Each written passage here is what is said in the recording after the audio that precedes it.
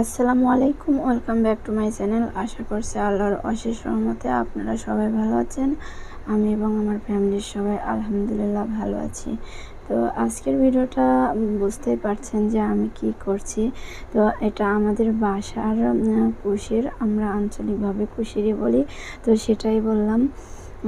আর এই কুশিরটা মানে প্রত্যেকটা কুশিরই অনেক বড় হয়, তো ভাবলাম আজকের এই কুশিরটা আপনাদেরকে একটু ভিডিও করে দেখাই। তো আজকের এই ভিডিওটি যদি আপনাদের ভালো লেগে থাকে তো অবশ্যই আমার চ্যানেলটি সাবস্ক্রাইব করে পাশে থাকবেন। আর যারা অলরেডি সাবস্ক্রাইব করে দিয়েছেন তাদেরকে অসংখ্য ধন্যবাদ। আর এই যে এখানে দেখতে পাচ্ছেন যে আফিফার বাবা একটু মেপে দেখছে এই টেপ দিয়ে। তো আসলে মাপতে মাপতে শেষ পর্যায়ে মানে টেপের এই ফিতাটাই শেষ হয়ে যায়, তারপরে আবার ওটা ক্লোজ করে বাকিটুকুও মেপে নেয়। তো এখানে মাপার পরে যেটা হয়েছে মানে একটা অবিশ্বাস্য, মানে 18 ফুট লম্বা একটা কুশের আমি আমার লাইফে ফার্স্ট টাইম দেখা। তো আগে যেহেতু বাসার কুশের অনেকটাই কেটেছে কিন্তু এভাবে মাপা হয় নাই, কিন্তু আজকে মেপে দেখেছে মানে 18 ফুট লম্বা। তো এই যে এখন কুশিরগুলো আফিফার বাবা কেটে দিচ্ছে আর আমি পাশে থেকে ধরছি। আর এই কুশিরগুলো আমাদের বাসায় পাঠিয়ে দেবে।